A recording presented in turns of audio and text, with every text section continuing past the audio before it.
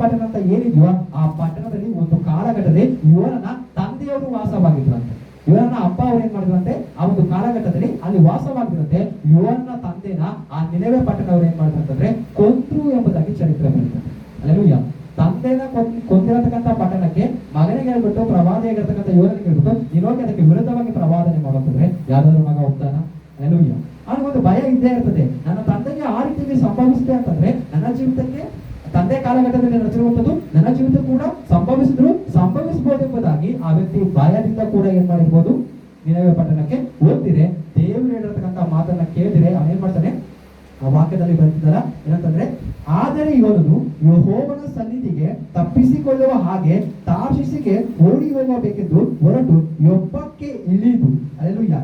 ಇಲ್ಲಿ ಅರ್ಥ ಮಾಡ್ಕೊಳ್ಬೇಕು, ಅವನು ಯೆಹೋವನ ಸನ್ನಿಧಿಯಿಂದ ಹೊರಟು ಹೋಗಿ ಏನಂತಂದ್ರೆ ದೇವರ ಸನ್ನಿಧಿಯಿಂದ ದೂರ ಆಗ್ಬೇಕು, ದೇವರ ಸನ್ನಿಧಿಯಿಂದ ಓಡಿ ಹೋಗ್ಬೇಕಂತ ಅವನ ಆಲೋಚನೆ ಮಾಡ್ಕೊಂಡಿದ್ದಾನೆ. ಅವನು ದೇವರ ಸನ್ನಿಧಿಯಿಂದ ನಿನೆವೆನ ಬಿಟ್ಟು ಅವನು ತಾರ್ಷೀಷಿಗೆ ಹೋಗ್ಬೇಕಂದ್ರೆ ಮೀಡಿಯೇಟರ್ ಆಗಿ ಮಧ್ಯದಲ್ಲಿ ಅವನು ಯೊಪ್ಪಕ್ಕೆ ಇಳಿಲೇಬೇಕೆಂಬುದಾಗಿ. ಅಲ್ಲೆಲೂಯಾ. ಯೊಪ್ಪ ಎಂಬತಕ್ಕಂಥ ಪಟ್ಟಣಕ್ಕೆ ಯೋನನು ಬಂದ್ರೆ ಏನ್ ಮಾಡಕ್ಕಾಗಲ್ಲ, ಅವ್ನು ಅನ್ಕೊಂಡಿರತಕ್ಕಂಥ ತಾರ್ಷೀಷಿಗೆ ಅವ್ನು ಹೋಗಕ್ಕಾಗಲ್ಲ. ಯೊಪ್ಪ ಪಟ್ಟಣಕ್ಕೆ ಆ ಒಂದು ವ್ಯಕ್ತಿ ಇಳಿದು ಅಲ್ಲಿ ಅವನು ಏನ್ ಮಾಡ್ಬೇಕಾಗಿತ್ತು ಅಂತಂದ್ರೆ ಅವನು ಹಡಗನ ಹತ್ಲಿಕ್ಕೆ ಅವನು ಟಿಕೆಟ್ ಅನ್ನ ಪಡ್ಕೊಳ್ಬೇಕಾಗಿತ್ತು. ಯೊಪ್ಪ ಪಟ್ಟಣಕ್ಕೆ ಅವನು ಇಳಿದ್ರೆ ಏನ್ ಮಾಡಕ್ಕಾಗಲ್ಲ, ಅವನು ನಿನೆವೆಗೆ ಹೋಗ್ತಿದೆ ತಾರ್ಷೀಷಿಗೆ ಹೋಗ್ಬೇಕಂತ ಆಲೋಚನೆ ಮಾಡ್ಕೊಂಡಿದ್ದಾನೆ. ಆದ್ರೆ ಆ ತಾರ್ಷೀಷಿಗೆ ಅವನು ಹೋಗಿ ಮುಟ್ಟಬೇಕಾದ್ರೆ ಮೊದಲಾಗಿ ಅವನು ಯಾವ ಮಣ್ಣಲ್ಲಿ ಕಾಲು ಇಡ್ಬೇಕಂತಂದ್ರೆ ಯೊಪ್ಪ ಪಟ್ಟಣದ ಮಣ್ಣಲ್ಲಿ ಕಾಲು. ಕೆಲವು ಮಣ್ಣು ಸರಿ ಇಲ್ಲ ಆಲೋಚನೆ. ನಾವಿದ್ದಿರತಕ್ಕಂಥ ಜಾಗ ಆಗಿರ್ಬೋದು, ನಾವು ವಾಸ ಮಾಡ್ತಕ್ಕಂಥ ಪಟ್ಟಣ ಆಗಿರ್ಬೋದು, ಆ ಪಟ್ಟಣದ ಮಣ್ಣು ನಿಮಜಾನಗಳನ್ನ ದೇವರ ಅಭಿಷೇಕನ ಹೇಳ್ತೀನಿ. ನಾವು ಕೆಲವು ಪಟ್ಟಣದಲ್ಲಿ ವಾಸ ಮಾಡ್ತಕ್ಕಂಥ ಆ ಪಟ್ಟಣದಲ್ಲಿ ಇರತಕ್ಕಂಥ ಕೆಲವು ಶಕ್ತಿಗಳು ನಾವು ಬೆಳೆದು ಬರದ ಹಾಗೆ ಥ್ಯಾಂಕ್ ಯು ರುಹಾಂಶನದಲ್ಲ ಅರ್ಜುನಗದಗಜನ ವೈಶ್ಯನಗದಗಜನದಲ್ಲ ಯೇಸುವಿನ ಕೆಲವು ಮಣ್ಣುಗಳು ಅಲ್ಲೆಲೂಯಾ ದೇವರ ಯಾರಿಗೂ ತೊಂದರೆ ಮಾಡೋದಿಲ್ಲ. ಆದ್ರೆ ದೇವರ ಅಭಿಷೇಕನ ಕಂಡ್ರೆ ಮಾತ್ರನೇ ಅದಕ್ಕೆ ಸಮಸ್ಯೆ. ಅಲ್ಲೆಲೂಯಾ. ಪ್ರಾರ್ಥನೆ ವೀರತಿಯರನ್ನ ಪ್ರಾರ್ಥನೆ ಮಾಡ್ತಕ್ಕಂಥ ಯೋಧರನ್ನ ಕಂಡ್ರೆ ಮಾತ್ರನೇ ಆ ಮಣ್ಣು ಬೆಳೆದು ಬರಲಿಕ್ಕೆ ಬಿಡೋದಿಲ್ಲ. ಅಲ್ಲೆಲೂಯಾ. ಯೊಪ್ಪ ಪಟ್ಟಣಕ್ಕೆ ಈಗ ಹೇಳಲಿಕ್ಕೆ ಸಾಧ್ಯ ಏನಂತಂದ್ರೆ ದೇವರ ಮಾನಸಾಂತರದ ಆಲೋಚನೆ ಹೊಂದ್ಕೊಂಡು ಬಂದಿರತಕ್ಕಂಥ ಯೋನ ಅಲ್ಲೆಲೂಯಾ ಈಗ ಎಲ್ಲಿ ಬಂದಿದ್ದಾನೆ ಅಂತಂದ್ರೆ ನನ್ನ ಬಳಿಗೆ ಬಂದಿದ್ದಾನೆ. ಈ ಮುಂಚಾನೆಗಳಲ್ಲಿ ದೇವರ ಅಭಿಷೇಕನಂತ ನಾನು ಹೇಳ್ತೇನೆ. ದೇವರ ಆಲೋಚನೆ ಹೊಂದಿಕೊಂಡು ದೇವರ ಸೇವೆಗೆ ಎಂಬುದಾಗಿ ದೇವರಿಂದ ಕರೆಯುವಿಕೆ ಹೊಂದಿಕೊಂಡು ಅಲ್ಲೆಲೂಯಾ ಆ ಸ್ಥಳಗಳಿಗೆ ಹೋಗದ ಹಾಗೆ ಮುಂಚಾನೆಗಳು ಅಲ್ಲೆಲೂಯಾ ದೇವರು ಹೇಳಿರ್ತಕ್ಕಂಥ ಸ್ಥಳಗಳಿಗೆ ಹೋಗದಾಗೆ ಅವನ್ನ ತನ್ನ ಕಡೆಗೆ ಸೇರ್ಕೊಂಡು ಯೊಪ್ಪ ಪಟ್ಟಣ ಈಗ ಅದನ್ನೇ ಮಾಡ್ತಾ ಇದೆ. ದೇವರ ಆಲೋಚನೆ ಪ್ರಕಾರ ಯೋನ ಎಲ್ಗೋಬೇಕಾಗಿತ್ತು, ಅವ್ನು ನಿನೆವೆಗೆ ಹೋಗ್ಬೇಕಾಯ್ತು. ಆದ್ರೆ ಅವನು ನಿನೆವೆಗೆ ಹೋಗದಾಗೆ ಆ ಒಂದು ಪಟ್ಟಣ ತನ್ನ ಅಟ್ರಾಕ್ಷನ್ ಇಂದ ಏನ್ ಮಾಡಿದೆ ಅಂತಂದ್ರೆ ಯೋನನ್ನ ತನ್ನ ಕಡೆಗೆ ಹೇಳ್ಕೊಂಡು ತನ್ನಲ್ಲಿ ಅಡಗಿಸಿ ಇಡ್ತಾ ಇದೆ ಎಂಬುದಾಗಿ. ಈ ಸಂದೇಶವನ್ನ ಬರೆಯುವಾಗ ನನಗೆ ದೇವರು ದರ್ಶನ ತೋರಿಸಿದ್ರು. ಅದನ್ನ ಯಾವ ರೀತಿ ನಿಮ್ಗೆ ಎಕ್ಸ್ಪ್ಲೈನ್ ಮಾಡ್ಬೇಕು ನನಗೆ ಗೊತ್ತಿಲ್ಲ. ಇದು ಸಮುದ್ರದ ಮಧ್ಯದಲ್ಲಿ ಒಂದು ರೀತಿಗೆ ಒಣಗಿರತಕ್ಕಂಥ ಒಂದು ಭೂಮಿಯ ಹಾಗಿದೆ. ಅದನ್ನ ಆ ರೀತಿಯಾಗಿ ನಾನು ನೋಡಿದ್ದು ಒಣಗಿರತಕ್ಕಂಥ ಒಂದು ಭೂಮಿ ಆಗಿದೆ. ಆ ಭೂಮಿಗೆ ಸುತ್ತಲೂ ಏನೋ ಒಂದು ರೀತಿಯಾಗಿರ್ತಕ್ಕಂಥ ಪೂರ್ತಿಯಾಗಿ ಮರೆಮಾಚಿದೆ. ಆ ಒಂದು ಭೂಮಿಯಾಗಿ ಅಲ್ಲಿರತಕ್ಕಂಥ ಒಂದು ವಸ್ತುಗಳಾಗಿ ಏನು ಕಾಣಿಸಬಾರ್ದು ಎಂಬುದಾಗಿ ಸಮುದ್ರದ ಮಧ್ಯದಲ್ಲಿರತಕ್ಕಂಥ ಆ ಒಂದು ಪ್ರದೇಶ ಏನು ಕಾಣಿಸಿದಾಗೆ ಸುತ್ತ ಅದು ನೋಡಿದಿರೋ ಹಾಗೆ ಒಂದು ರೀತಿಯಾದಂತ ಒಂದು ಕೆಲವು ಕಾರ್ಯಗಳು ಏನಾಗಿದೆ ಅಂತಂದ್ರೆ ಅದನ್ನ ಬಳ್ಳಿಯ ರೀತಿಯಲ್ಲಿ ಏನಾಗಿದೆ ಅಂತಂದ್ರೆ ಅದನ್ನ ಆವರಿಸಿಕೊಂಡಿದೆ ಎಂಬುದಾಗಿ.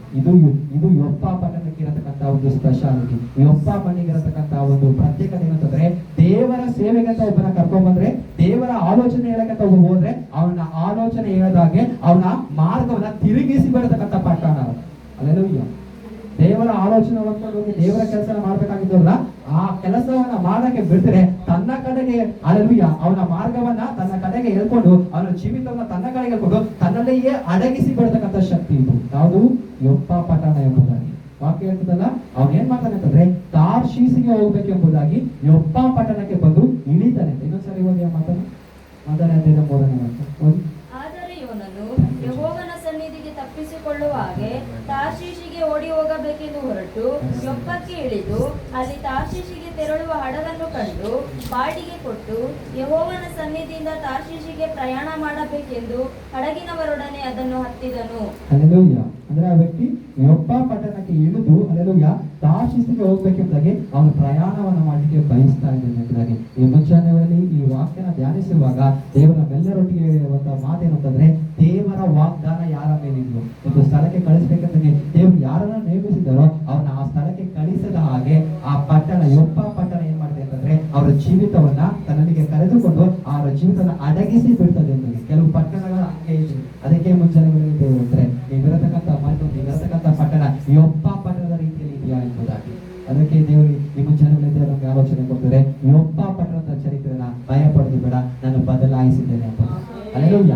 ಯೊಪ್ಪ ನೀವಿರತಕ್ಕಂಥ ಪಟ್ಟಣದಲ್ಲಿ ಎಷ್ಟೇ ಶಕ್ತವಾಗಿದ್ರು ನಾನು ಹೊರಗಡೆ ಹೋಗೋದಕ್ಕೆ ನಾನು ಬಿಡೋದಿಲ್ಲ, ನನ್ನಲ್ಲೇ ನಾನು ಅಡಗಿಸಿ ಇರ್ತೇನೆ ಎಂಬುದಾಗಿ ನಿನ್ನ ಮಣ್ಣು ಎಷ್ಟೇ ವಾದ ಮಾಡಿದ್ರು ಕೂಡ, ಆದ್ರೆ ದೇವರು ಯಾರಾಗಿದ್ದಾರೆ ಅಂತಂದ್ರೆ ಅದನ್ನು ಯೊಪ್ಪ ಪಟ್ಟಣದ ಚರಿತ್ರೆನ ಬದಲಾಯಿಸಿದ ದೇವರಾಗಿದ್ದಾರೆ. ಆ ದೇವರು ಈ ಮುಂಚಾನೆಗಳಲ್ಲಿ ನಮ್ಗೆ ಆಲೋಚನೆ ಹೇಳುವಂತವರಾಗಿದ್ದಾರೆ. ಅಲ್ಲೆಲೂಯ್ಯ. ಶತ್ರು ಎಷ್ಟೇ ಶಕ್ತವಾಗಿ ವಾದ ಮಾಡಿದ್ರು, ಶತ್ರುವಾಗಿರತಕ್ಕಂಥವ್ರು ಶಕ್ತವಾಗಿ ಎಷ್ಟೇ ಒಂದು ಟೆಂಪ್ಟೇಷನ್ ಗಳ ತಂದ್ರು ಕೂಡ ಅಲ್ಲೆಲೂಯ್ಯ ಜಯಿಸ್ಲಿಕ್ಕೆ ನಾನು ಸಹಾಯ ಮಾಡ್ತೇನೆ ಎಂಬುದಾಗಿ, ಹೊರಗಡೆ ಬರ್ಲಿಕ್ಕೆ ನಾನು ಸಹಾಯ ಮಾಡ್ತೇನೆ. ಅದಕ್ಕೆ ಕಳೆದ ರಾತ್ರಿ ದೇವರು ಹೇಳ್ತಿರಲ್ಲ, ಬೆಟ್ಟದ ಮೇಲೆ ಕಟ್ಟಿರತಕ್ಕಂಥ ಪಟ್ಟಣ ಮರೆ ಆಗಿರ್ಲಿಕ್ಕೆ ಸಾಧ್ಯನೇ ಇಲ್ಲ ಎಂಬುದಾಗಿ. ಬೆಟ್ಟದ ಮೇಲೆ ಕಟ್ಟಿರತಕ್ಕಂಥ ಪಟ್ಟಣ, ಮೌಂಟ್ ವೇನ್ ಮೇಲೆ ಇರತಕ್ಕಂಥ ಸಿಟಿ, ಅದು ಯಾವತ್ತಿದ್ರು ಪ್ರಕಾಶವಾಗಲೇಬೇಕು. ಅದು ಯಾವತ್ತಿದ್ರು ಜನರಿಗೆ ಅದೇನಾಗಬೇಕಂದ್ರೆ ಕಾಣಿಸಲ್ಪಡಲೇಬೇಕೆಂಬುದಾಗಿ ದೇವರ ಸಮ್ಮುಖದಲ್ಲಿ ಪ್ರಾರ್ಥನೆ ಮಾಡಿ ಏನಂತಂದ್ರೆ, ದೇವರೇ ಬೆಟ್ಟದ ಮೇಲೆ ಕಟ್ಟಿರತಕ್ಕಂಥ ಪಟ್ಟಣ ಅದು ಯಾವತ್ತಿದ್ರು ಮರೆಯಾಗಿರ್ಬಾರ್ದು ಸ್ವಾಮಿ. ಅಲ್ಲೆಲೂಯ್ಯ. ವಾಕ್ಯ ಹೇಳಿದ ಹಾಗೆ ಅಲ್ಲೆಲೂಯ್ಯ, ಒಂದು ದೀಪವನ್ನು ಹಚ್ಚಿ ಯಾರು ಕೊಳಗದ ಒಳಗಡೆ ಇರೋದಿಲ್ಲ, ಮಂಚದ ಕೆಳಗಡೆ ಇರೋದಿಲ್ಲ, ದೀಪವನ್ನು ಹಚ್ಚಿ ದೀಪ ಸ್ತಂಭದ ಮೇಲೆ ಮಾತನಾಡಿರ್ತಾರೆ ಎಂಬುದಾಗಿ. ಶತ್ರು ಅದನ್ನು ಶಕ್ತವಾಗಿ ವಾದಿಸಿದ್ದಾನೆ. ನೀನು ಎಂತ ಆಲೋಚನೆ ತಗೊಂಡು ಬಂದ್ರು ಕೂಡ ನಾನು ನಿನ್ನ ಏನ್ ಮಾಡೋಣ ಅಂತಂದ್ರೆ ಯೊಪ್ಪದ ಮನೆಯಲ್ಲಿ ಬಂಧಿಸಿದ ಪ್ರಕಾರ ನಾನು ನಿನ್ನ ಬಂಧಿಸ್ತೇನೆ ಎಂದಾಗ ಶತ್ರುವಾದ ಮಾಡ್ತಿದ್ದಾನೆ. ಆದ್ರೆ ದೇವರು ಸುಮ್ಮನೆ ಇರತಕ್ಕಂಥ ದೇವರಲ್ಲ. ಆಲೋಚನೆ ಒಳಗಡೆ ದೇವರು ಪ್ರವೇಶ ಮಾಡ್ಲಿಕ್ಕೆ ಇರ್ತಾರೆ. ಏನಂತಂದ್ರೆ ದೇವರು ಸುಮ್ಮನೆ ಇರತಕ್ಕಂಥ ದೇವರಲ್ಲ. ಯೊಪ್ಪ ಪಟ್ಟಣ ಯೋನ ಎಂಬತಕ್ಕಂಥ ದೇವರ ಅಭಿಷಕ್ತನನ್ನ ಅಡಗಿಸೋದು ನಿಜಾನೇ, ಅವನ್ನ ತನ್ನ ಸೇವೆಯ ಕಡೆಗೆ ಹೋಗದಾಗೆ ಅವನ ಬಂಧಿಸೋದು ನಿಜಾನೇ. ಆದ್ರೆ ಕಾಲವು ಸಮಯವು ಬದಲಾಗುವಾಗ ದೇವರು ಸುಮ್ಮನೆ ಇರತಕ್ಕಂಥ ದೇವರಲ್ಲ. ಯಾವ ಮಣ್ಣು ಯೋಪ ಎಂಬತಕ್ಕಂಥ ಮಣ್ಣು ದೇವರ ಅಭಿಷಕ್ತನು ಪ್ರವಾದಿ ಇರತಕ್ಕಂಥ ಯೋನನ್ನ ಅಡಗಿಸಿಬಿಟ್ಟು ಯೋನ ದಾರಿಯನ್ನ ತಿರುಗಿಸಿ ಬಿಡ್ತು, ಅದೇ ಪಟ್ಟಣಕ್ಕೆ ಅದೇ ಮನೆಗೆ ಹೊಸ ಒಡಂಬಡಿಕೆ ಒಬ್ಬ ಅಭಿಷಕ್ತನ ದೇವರು ಕಳಿಸುವಂತವರಾಗಿದ್ದಾರೆ. ದೇವರು ಸುಮ್ಮನೆ ಬರತಕ್ಕಂಥ ದೇವರಲ್ಲ. ಅಲ್ಲೆಲೂಯ್ಯ. ನಿಮ್ಮ ಜೀವನದಲ್ಲಿ ನಿಮ್ಮ ಕುಟುಂಬದಲ್ಲಿ ಒಂದು ನಷ್ಟ ಬರ್ತಂದ್ರೆ ಅಲ್ಲೆಲೂಯ್ಯ ಶತ್ರು ಕೈ ತಟ್ಟಿ ಅವನು ನಗಿತಾ ಇರ್ಬೋದು, ಆದ್ರೆ ದೇವರು ಸುಮ್ಮನೆ ಬರ್ತಕ್ಕಂಥ ದೇವರಲ್ಲ.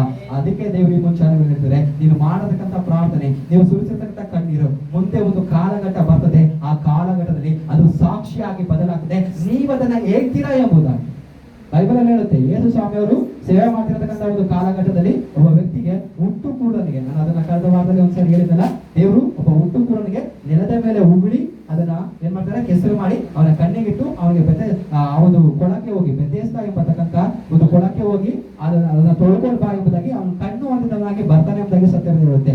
ಆದ್ರೆ ಆ ಕಣ್ಣು ಬಂದಾದ್ಮೇಲೆ ಏನು ನಡೀತದೆ ಅಂತಂದ್ರೆ ಅಲ್ಲಿರತಕ್ಕಂಥ ಒಂದು ಏನು ಮಹಾಯಾಜಕರು, ಶಾಸ್ತ್ರಿಗಳು, ರಾಜರೇನಿದ್ರು ಅವರು ಏನ್ ಮಾಡ್ತಾರೆ ಅಂತಂದ್ರೆ ಆ ಕುರುಡನಾಗಿರ್ತಕ್ಕಂಥ ವ್ಯಕ್ತಿಯ ತಂದೆ ತಾಯಿಗಳನ್ನ ಕರೆಸ್ತಾರೆ ಅಂತ ಸತ್ಯವಿರುತ್ತೆ. ಕರೆಸ್ಬಿಟ್ಟು ಕೇಳ್ತಾರೆ, ನೀವು ದೇವರಿಗೆ ಮಾನ ಬರುವಂತೆ, ವಾಕ್ಯದಲ್ಲಿ ಹಂಗೆ ಬರ್ತಿದೆ, ಓದ್ಕೊಂಡು ಯೋಹಾನ ಸುವಾರ್ತೆಯಲ್ಲಿದೆ ಏನಂತಂದ್ರೆ, ನೀವು ದೇವರಿಗೆ ಮಾನ ಬರುವಂತೆ ಏನ್ ಮಾಡಿ, ಸತ್ಯವನ್ನ ನಿಜವನ್ನ ಹೇಳಿ ನಿಮ್ಮ ಮಗನಿಗೆ ಕಣ್ಣು ಹೇಗೆ ಬಂದವು ಎಂಬುದಾಗಿ.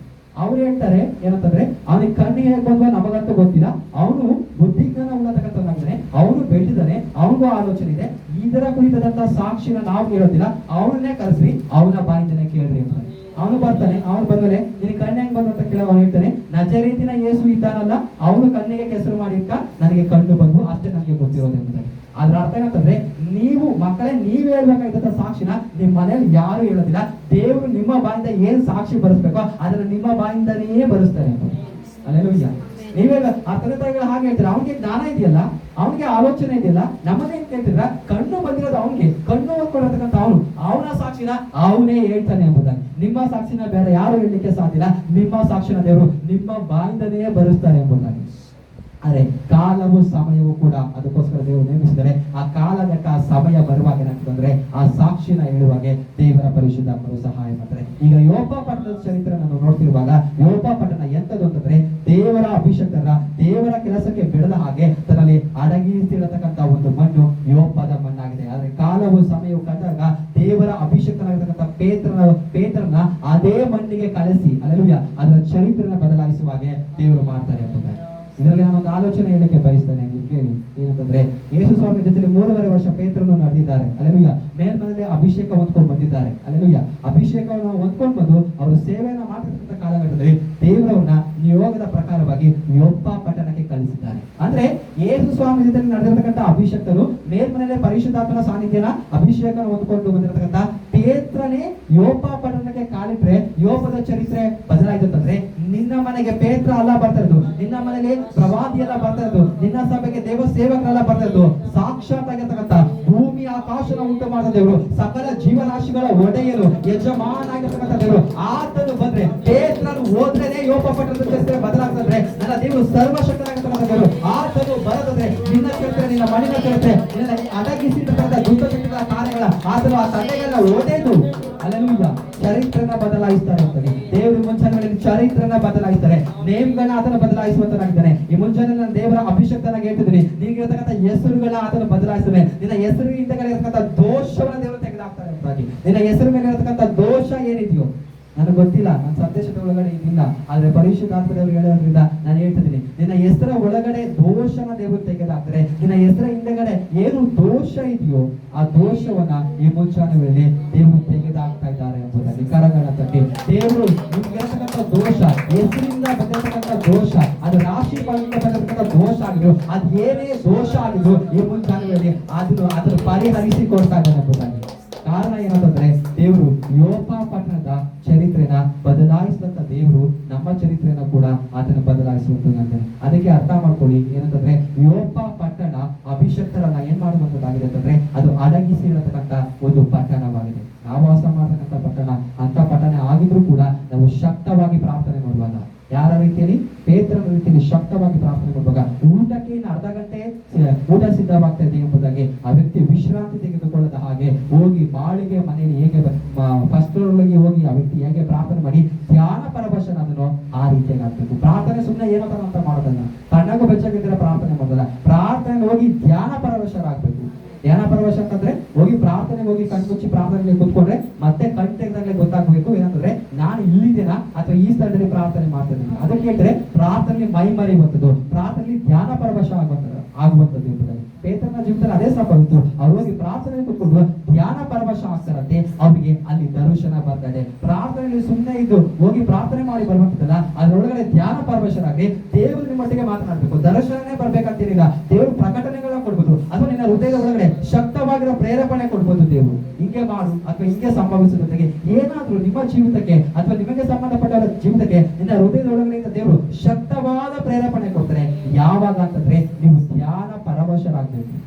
ಪ್ರಾರ್ಥನೆಗೆ ಕುತ್ಕೊಂಡು ಅಕ್ಷರ ಮೊಬೈಲ್ ನೋಡಿದ್ರೆ ಖಂಡಿತವಾಗಿ ಇದೆಲ್ಲ ನಡೆಯೋದಿಲ್ಲ. ಅಲ್ಲೆಲ್ಲೂ ಅದಕ್ಕೆ ಆ ದುಷ್ಟಶಕ್ತಿನ ಫಸ್ಟ್ ದೂರ ಇಟ್ಟು ಪ್ರಾರ್ಥನೆ ಮಾಡೋದು, ಅದು ದೊಡ್ಡ ಡೇಂಜರ್. ಅದು